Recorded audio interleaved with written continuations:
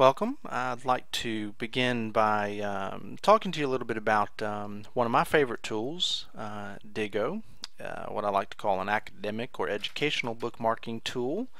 Diigo has helped me not only build my own capacity in technology integration, curriculum design, leadership, and so forth. It's also helped me to grow and build my own professional learning network through the groups that I follow and through the people that follow me and that I follow as well. And so in this first clip I'd like to talk about why Diigo is more effective than, say, bookmarking your favorites in Internet Explorer or in bookmarking in Firefox. Then I want to just take you through briefly on how to create an account, and then other video clips will focus upon using the toolbar, how to upload your Diigo toolbar, how to use groups, search for groups, the purpose of groups, how to build your own community that way, and then of course how to actually bookmark, highlight, and sticky. You can see as you're looking here at this particular interface, and we'll talk about this. Oops, didn't mean to do that. We'll talk about this particular interface here as we begin and as we move forward. But think about just how we've bookmarked in the past. And so if I go to my Internet Explorer here, of course, if I want to search for, and I'm going to actually search for a particular. Let's just say that I want to look for something on leadership, and then of course I find here's just expert leadership skills, and I want to actually be able to, I'd love to bookmark this. And so what I would simply do is to go over to my favorites, and then of course I would bookmark this. I would add to my favorites this specific website. But if I have other computers, which I do, this bookmark is only on this computer, and so I can't access it anytime, anywhere, any place. And so although very beneficial for Internet Explorer, for my use of Explorer through the use of this one computer, it really doesn't serve me any kind of benefit if I'm accessing or want to access this particular article or this particular website from another computer. And so when we think about, and I need to back over here. And so when we think about then, all right, well, when you look at Internet or Firefox, for instance, it's the same concept. If I wanted to bookmark my the homepage of North Carolina Virtual Public School, I'd simply have to either bookmark this page here, I could put it to the toolbar, or wherever. It still serves the same functionality as, say, Internet Explorer. So I think that's where Diigo comes in. Diigo gives you the ability to share and to collect pertinent resources for your particular interest, educationally, in business, management, whatever, leadership, or whatever you choose. It gives you the ability to share those resources and be able to access them anytime, anywhere, any place, but also to be able to share those resources with people in your network, to share those resources for people who belong to your groups, to share those resources and to follow the resources of others who are following you in Diigo. And so I prefer Diigo as opposed to some of the other social bookmarking. Delicious is I think they're in transition now, and so for those that have Delicious accounts, of course, it gives you some instructions on how to transition your bookmarks to Diigo. So this is my tool of choice, and so I'd like to talk to you a little bit about, okay, how to get started. Now, you have the option as an educator to and I'm going to come back here to show you.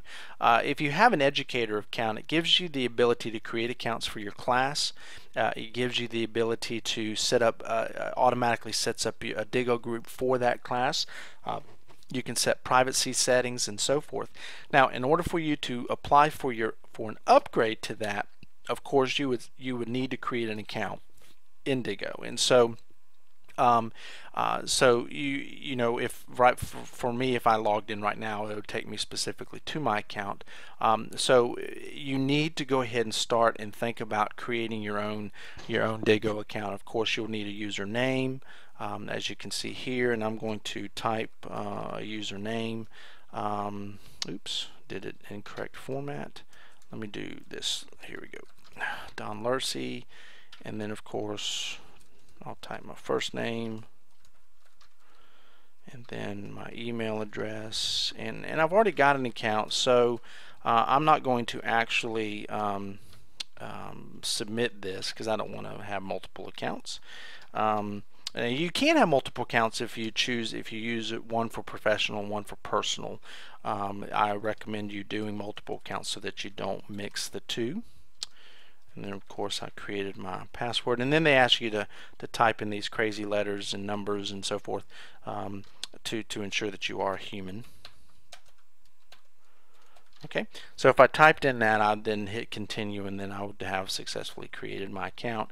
And you can sign in using Twitter or Facebook or Google or Yahoo, which I think is a pretty cool feature as well. So I'm going to go ahead and sign in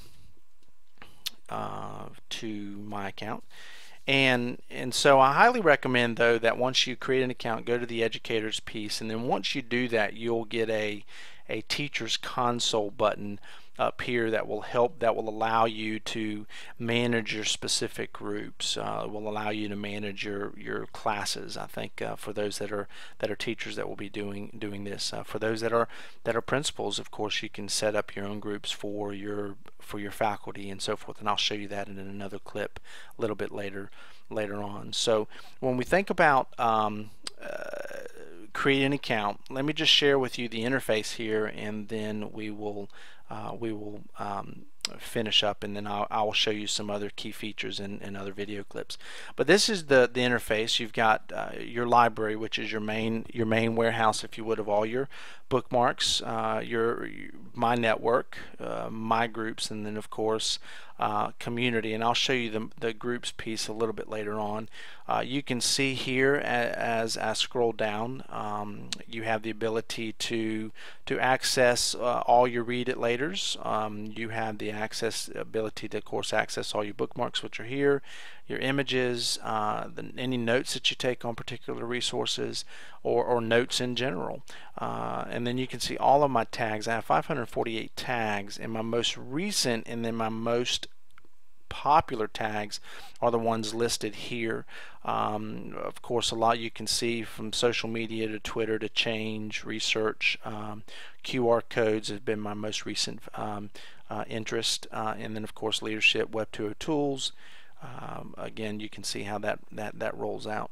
And then as I scroll all the way down here to the bottom, you can see the total number of bookmarks that I have, and I only list 20 items on a page, and I can change that to 50 or 100 if I choose to. And then you can see the total number of bookmarks at 873 since I first began using Diigo about a year or so ago. And so it is a great tool to collect, to collaborate, to share, to have access. And so if I'm preparing a presentation on let's say problem-based learning, I could simply come up here and type in PBL as one of my tags, and then of course I can search my bookmarks and find just a plethora of resources that I've bookmarked over the course of the year that relate to problem-based learning.